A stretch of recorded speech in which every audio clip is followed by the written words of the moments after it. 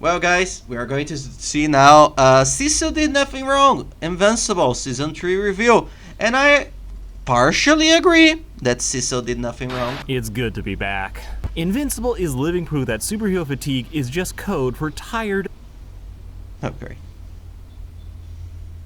Nem todos escolhem arqueira. Sabe por quê? É porque ela só tem um único ataque. Because you have an annoying voice. It's good to be back. Invincible is living proof that superhero fatigue is just code for tired of mediocrity. Yes, just like Marvel Rivals, because nobody is fatigued about the hero shooters. It's because nobody does a good hero shooter. But now Marvel Rivals changes that. People love superheroes. The Deadpool and Wolverine, when there is a good superhero movie or series, we are going to watch it. Star Wars, people are not, people are bored with space. No, everybody loves space, but Star Wars it's bad. It's really bad. Only Andor is good, and the first 2 seasons of Mandalorian from the new Disney, and Rogue One. I really love Rogue One. And I, for one, am thankful that this show is here to raise the bar, even doing that with just a PNG. Invincible is here, no weird hiatuses, and I'll hate this child forever for what he took from me. Seriously? Yeah, guys, this is going to have pretty serious spoilers, but the Mauler brothers, I'm still sad about their deaths. No, not really, but for real. These 3 episodes of Invincible, they are hitting, doing all the things Invincible has always done well, shoring up some of the things that it kinda doesn't, and reminding us why it sucks to be a normie in a world filled with superheroes. That and the moral grayness that comes with such a world. Mark versus Cecil is heating up, and wherever you land on the ethical debate, you gotta admit that this show is doing it well. So let's get into my thoughts and my breakdown of these first 3 episodes. I am Sarcastic Chorus, and hold on, I wanna try something. Like this video. Did the button glow? Apparently YouTube has rigged the button to glow whenever a YouTuber says like this video. And I'm very curious to see how I can abuse this later. Working. But screw it. But I know it sometimes works. Now to be clear up top. Oh my god, Dr. Seismic almost killed every single one of them. This video will have spoilers. I think at this point, y'all should know if you like this show or not, and you should know that this show, it hits. It's all just a matter of personal taste if it works for you or not. If it doesn't, oh no, Nightwing, Blackwing. Thankfully, this show is my particular cup of tea, and Invincible is off to a strong start. Mostly. So I'm gonna spoil the shit out of everything that happens. This is your one chance to dip out. Okay, ready, cool. Mark and Eve are together. Meh.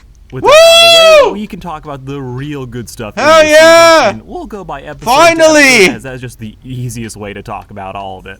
Episode 1 of Invincible Season 3 is really good. Bringing us up to speed on Mark's training arc, we find out that the kid didn't drop out of college for nothing, having upped his game and broken his personal records for physical stats, becoming faster, stronger, tougher, all under the watchful eye of Cecil. Yeah, because he's a Viltrumite. Every single time he's hit, he gets stronger.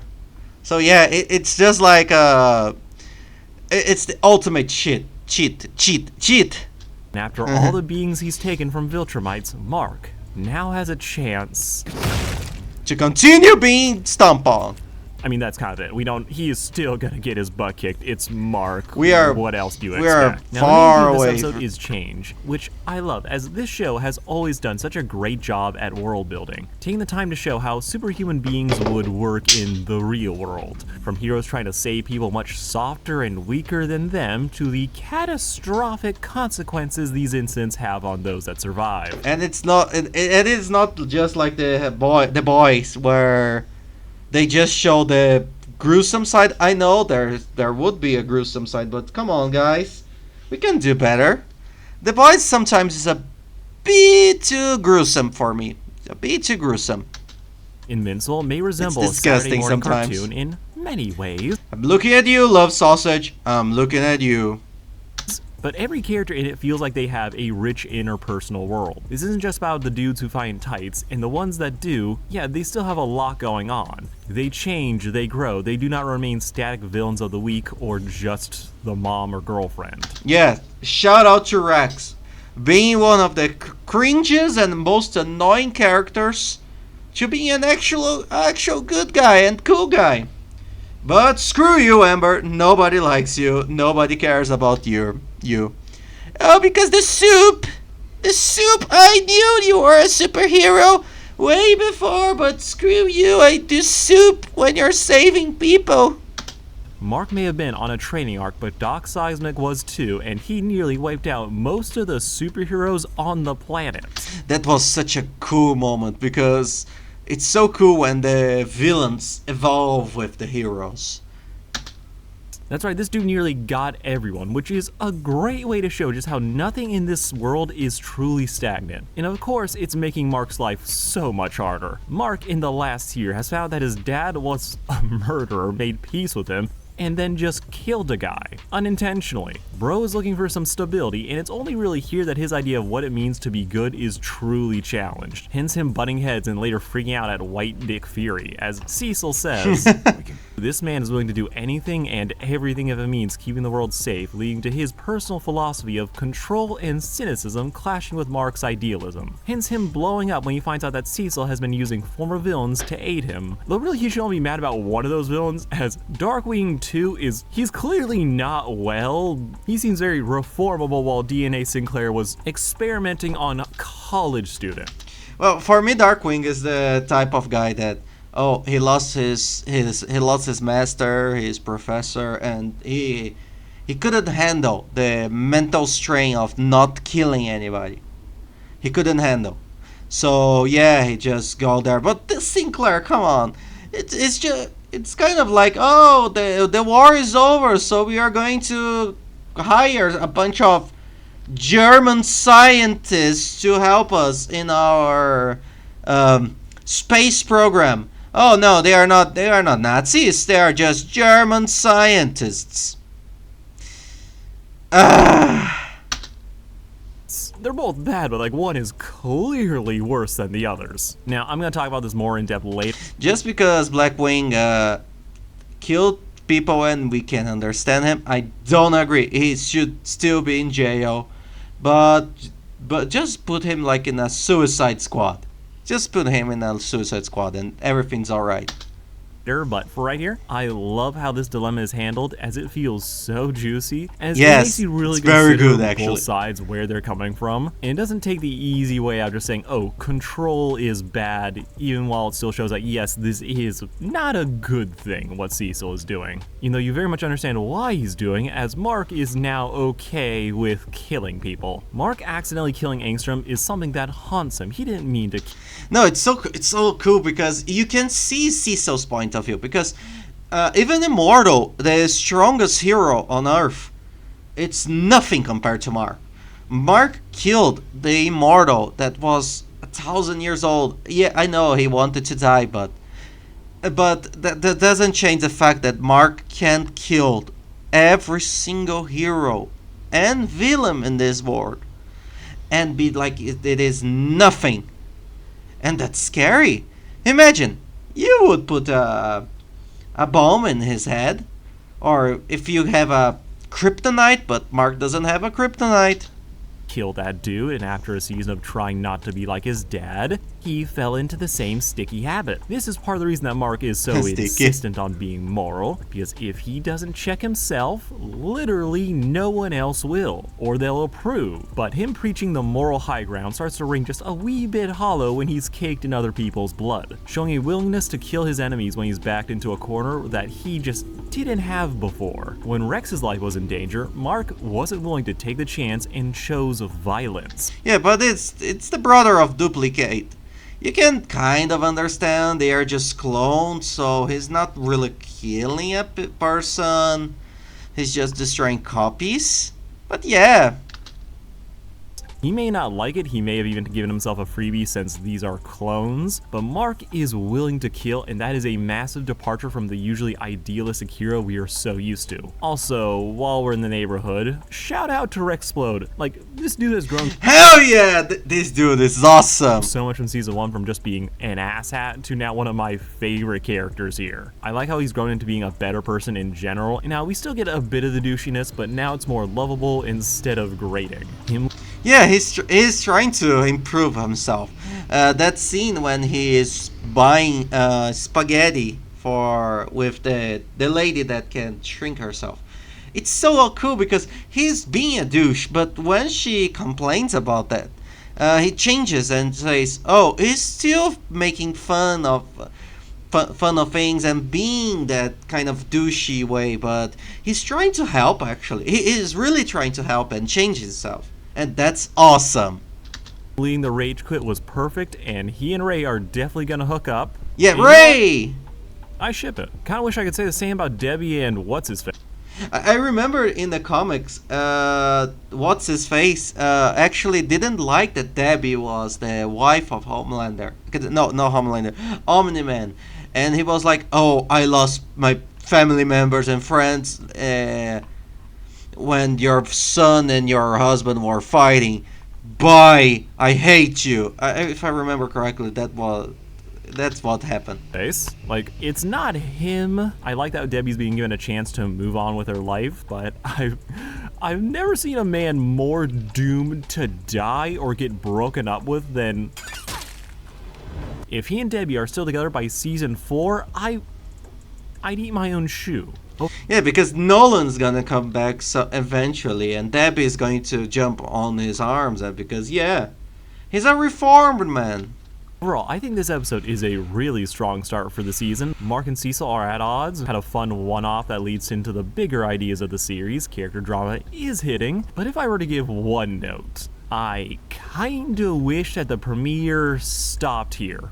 Let me explain. I like money. Okay, but more let's seriously, see. I think this cliffhanger is extremely effective, leaves you wondering like where the story can go from here. Mark and Cecil are about to throw hands. We don't know what's gonna happen, and then we immediately get the answer. They move past it. It's still there, the drama, but compared to the cliffhanger in episode 3, episode 1 just does a lot more to like leave me wanting more. Just the bland secret conspiracy just isn't doing it for me. It'll be good, just if I'm picking an ending to get people hyped, I would have picked the one at the start and given us more episodes to watch over a longer period of time that I could then talk about and monetize.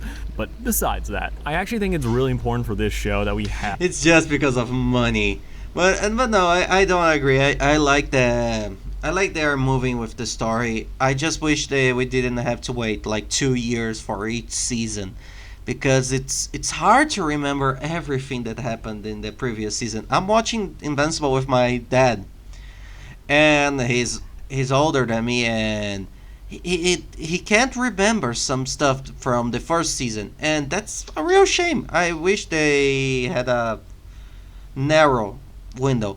Uh, because it's sometimes like anime. I remember Full Metal Panic season 3 to 4. There were like 13 years of nothing. Have a really good Imagine waiting 13 years for a series. That's a lot of time, and I know that because I waited for like 7 years.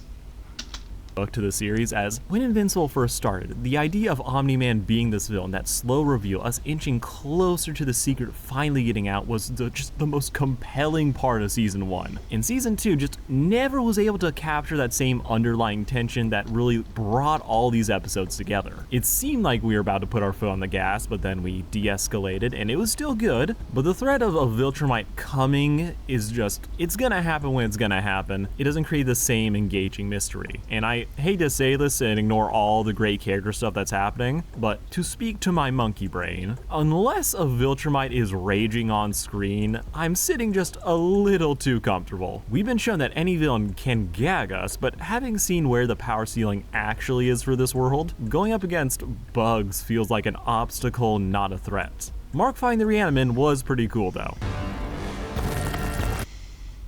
But yeah, Sabe que agora é possível usar inteligência artificial para atender os seus clientes pelo WhatsApp, similar ao chat GPT, porém yeah, that's a good point. That's a really good point because, but I don't know. Sometimes it's like the Marvel problem. Oh, we challenged Thanos, and now we don't know what to do next.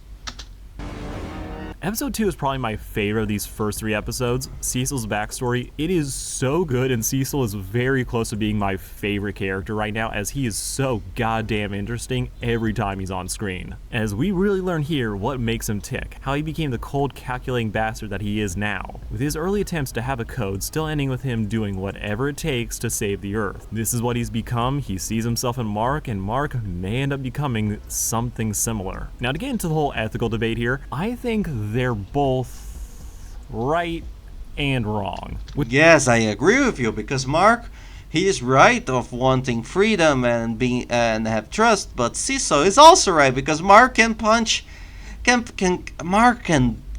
hole through a mountain.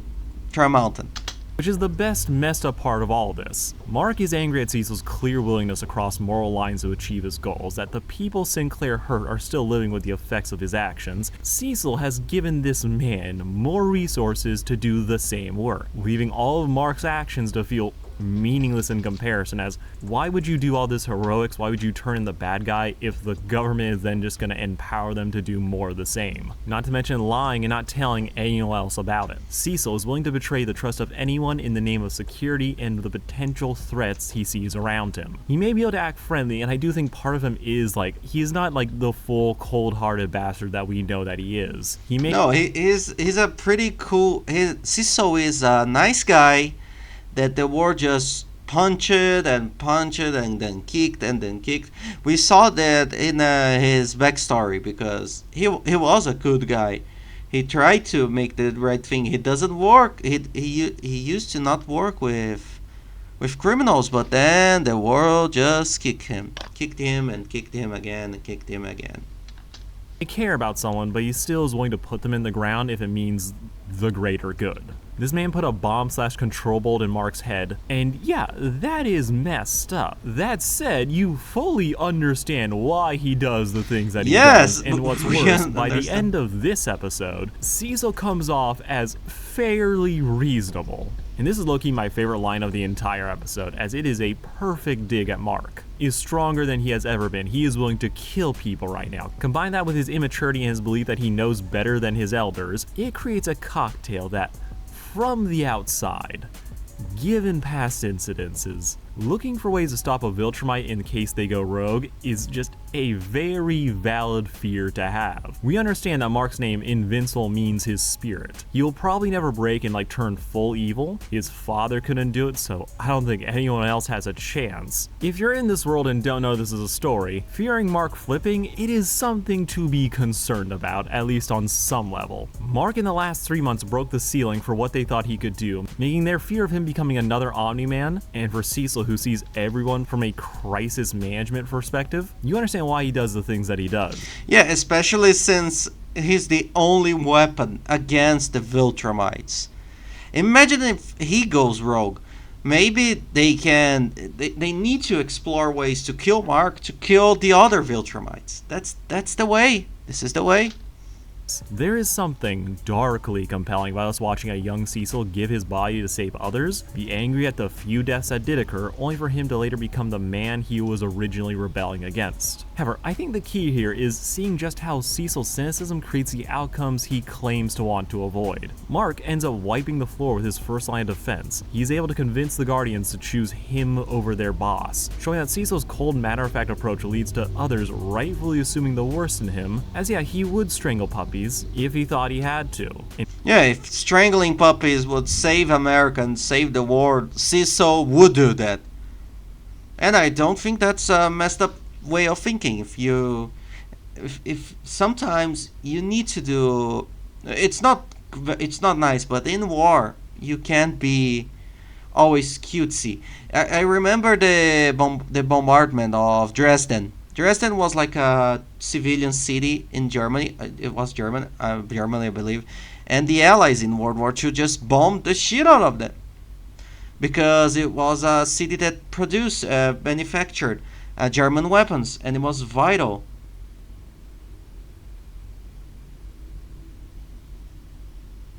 Best viewers, streambo.com.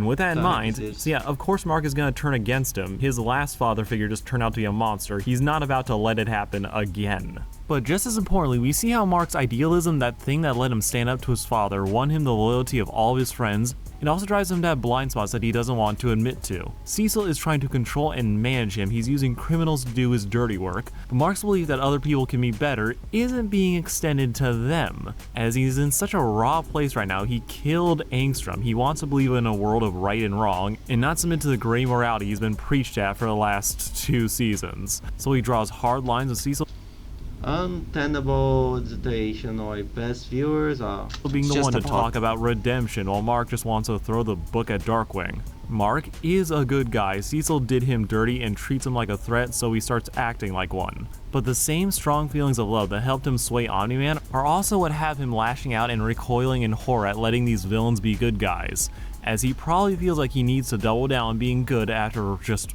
what he's done. If Cecil had believed in Mark, they may have had a chance to talk things out rather than having a blowout. But belief means little when results are all that matter, so while you sympathize with Mark, you understand Cecil, which is why I love this situation and conflict so much. Mark Yeah, it's a great story. They are changing a bunch of things about in the comic, from the comic, but this is so good. is out here galled Oh at god, what he sees motorcycle. when nearly everyone else in the room is like, how did you not know? This all ties back to the increasingly blurry ethics of the Invincible world. The question of what is too far and who deserves a second chance versus being punished. This all builds to a fascinating conversation, one that Mark is probably going to have to start dabbling even more into, as if he's willing to take a life, that's one thing. Now he has to wonder how his actions will affect those around him, like a certain superpowered toddler. Yeah, ideals are all well and good, but then you have a tween that can hit like a Mack truck. Suddenly, sentiments start sounding a little hollow, don't you think? I'm usually burnt out on the whole idealism versus cynicism debates in media for many reasons. But I think this one really works, though I do hope we don't see a complete ends justify the means message by the No, yeah, I don't want this also. I want things like, oh, they both understand each point of view. I want that. I want to see both of them going, oh, I understand why you did this, and Mark, I understand why you did this. end of it. Though to talk about other things, the breakup for the Guardians was kinda funny. The Immortal is over here caked up talking shit about Mark and how he just pulled a literal his dad caking the HQ in blood. But he's willing to fully embrace Darkwing 2 after spending most of Season 2 being wary of Mark, showing that there's a fine line here for him. Yeah, Immortal is like the guy, oh, if I can beat the man, I will trust him. If I can't beat him, I'm never going to trust him. Because I only trust stuff that I can punch and win. Where he's willing to give someone more trust if he thinks he can take him. Yeah, Similar to exactly. Cecil, he views the other Guardians as children, immature, and that they'll just come back after they all decide to quit this shit. With honestly that being kind of valid that they don't want to keep working for a control freak. Though out of everyone here that I expected to leave, Robot was by far the most surprising. As for a brief moment, Robot wasn't giving future villain vibes, only for them to immediately turn around and say, no, there's a fucked up reason for me doing this. I figured he'd be the one to most agree with Cecil, and somehow his real answer was worse. No, I never thought a Robot would stay with the Guardians because, first of all, he's trying to be more human, and second of all, he's like Cecil, and two positives or two negatives always come apart because they are too similar. They are never going to like each other because one always wants to be on top of the other. And if Mark, and he also says this is in the series, if Mark wants to be out of the team, be out of Cecil, Mark is the strongest hero. Nothing can beat him now. And Eve is also Mark's girlfriend. You want to be by the side of Mark. On the side of Mark. Samson, you really need to shut up as you are giving some of the biggest death flags I have ever heard. Dude, you might as well pick a fight with the Thundercat when you're saying shit like this. Also, of other things to mention, in this episode, the Gobbler came back. And yes, I did get PTSD. Tubicate was also here talking a lot of shit for someone who let everyone think she was dead. Also, yes, Eve and Mark are officially dating. Woo! Woo! Finally! Okay, like honestly, they are cute, but this to me was just expected. I'm just waiting for the story to make me actually care about them being together, as I am so burnt out from will they won't theys that this was always the What the transparent Oh, it's Avatar. Avatar, yeah. endgame couple, and they're finally together. Congrats. You did exactly what you clearly intended to do. Let's see them do something besides understanding the grind and having post-mission talks. I am a petty bastard and I will not be reasonable on this one thing. Yeah. Oi, eu sou o João e uso o Bitrix 24 para gerenciar projetos porque ele me dá a possibilidade de YouTube really hates this clip. Make that two things. The The joy Mauler I felt when brothers. the Mauler No. showed up can't be understated. These goobers are the secret MVPs of this show. Sorry, Omni-Man and Alan, these two. Every scene with them is a delight. And after that whole King Mauler incident, where one of them finally realized that they are fully a clone, no way to contest it, they seemed like they were in a better place. They were treating each other more like brothers and siblings than arguing original versus clone, when clearly they are both clones at this point. And then Oliver took them from me. Yeah, no, but they're probably going to have another clone, just like Rick Sanchez has, like a emergency clone. I'm sure they had another clone lying around or someone will clone them, but still, this kid fucked up. And I haven't talked too much about Oliver, and honestly, I think he's fine. It's an interesting prospect to see Mark deal with his kid brother as he develops superpowers. Yeah, it's cool because now he's in the place of Nolan, and he needs to learn how to educate his brother, but the only person that educated Mark was the maniacal Nolan. His underdeveloped brain not understanding the nuances of the world and how killing a villain isn't as simple as he thinks it is. It's an interesting problem for Mark to be dealing with. I'm just not fully gripped by Oliver as a person yet. Him wanting to call himself Kid Omni-Man is funny as shit, like anything else would be better than Kid Murderer. No, Kid Murder. It's just like, oh, I am the hero. I am Kid Mussolini. Oh, god damn it, Oliver.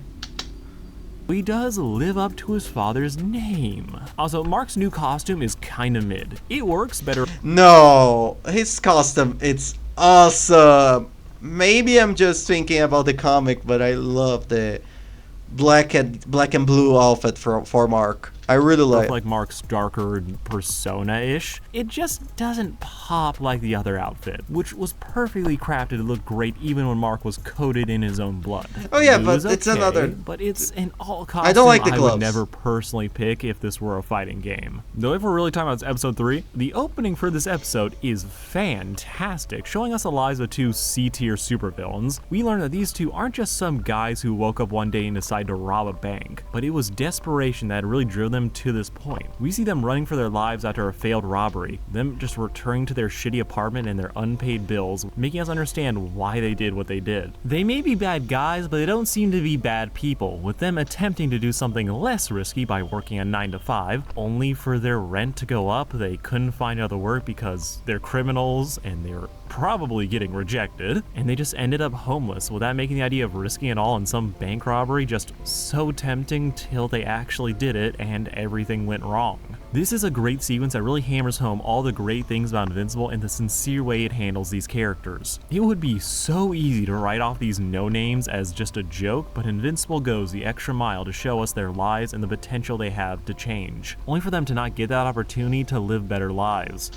Yeah, it's a cool way to do stuff, but they are still bad people in the end, and they need to be arrested. Well, Invincible is in America, and America is probably going to have plenty of jobs in the future, in the near future.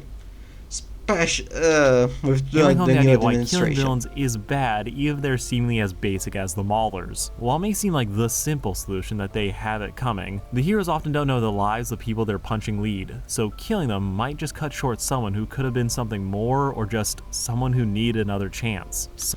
And as Debbie said, they have mothers, because every single person has a mother. So if you have the option of not killing, that's the great stuff. That's what Superman teaches us. To be human. The most human thing in Superman is not killing and is caring for other people. And I love Superman, the comic books, and the animated versions of him. Don't much care about the live action stuff. Some sick, twisted part of me I'm waiting for you, James Gunn. James Gunn in the new Superman movie. I'm waiting to see if it is good. There's a Green Lantern. It's one of the worst Green Lanterns, but I love everything with Green Lantern on it. almost wish that these two were the ones that got gutted by Oliver, as while I love the Maulers, having not Doc Ock and the Mold Man die after seeing just their whole backstory would have been devastating. But I'm willing to see what this show is cooking for everyone later down the road. Glad to have Titan back. Amber also made appearance as the show tries to beat Ugh. We don't like you, Amber. We don't like you. Nobody likes you. We didn't just get rid of her allegations. I'm not super gripped by the mystery of the conspiracy dude that was watching Mark, though if I had to guess he's probably related to Cecil, as that one dude we saw tip off Paul with a ring that looked suspiciously similar to the drone. Overall, I am very excited to see where Invincible Season 3 takes us, as last season, very good. But not gonna lie, I spent most of it waiting for them to finally put their foot on the gas after all the setup. But this season looks very promising, and I'm hoping the action keeps looking as solid as it has. Like to level with you all, the show apparently had a rough production cycle, and while I mostly think it's serviceable, not the best, but it works well enough for what it is, I do think watching the adaptation of Sakamoto Days has reminded me that not every show needs to be. I need to see the Sakamoto Days. Oh god, I need to see. I'm hearing so many good things about it. Jujutsu Kaisen or Demon Slayer's level of crazy good. If the story still hits, it hits. I don't fully come to Invincible for the fight, so I can live with what it's giving so long as the animation errors aren't obvious. Though yes, I do. And even with animation errors, old anime. We still watch old anime, old movies because the stories are just simply good. The story can transcend the quality of the stuff. Just like old video game. Oh, you're not going to tell me that Oblivion, Skyrim are perfect games. No, they are not perfect games. They have plenty of bugs. In Oblivion, you're literally fighting a timer before your save file is corrupted. But it's a good game, and yeah, that's everything about it. It's a good story. It's Wish entertainment. Sakamoto Days had way better animation. The manga is so good. Let me know what you all thought down below. Been a while since I posted. Well, okay. Thank you, sarcastic sarcastic Charus.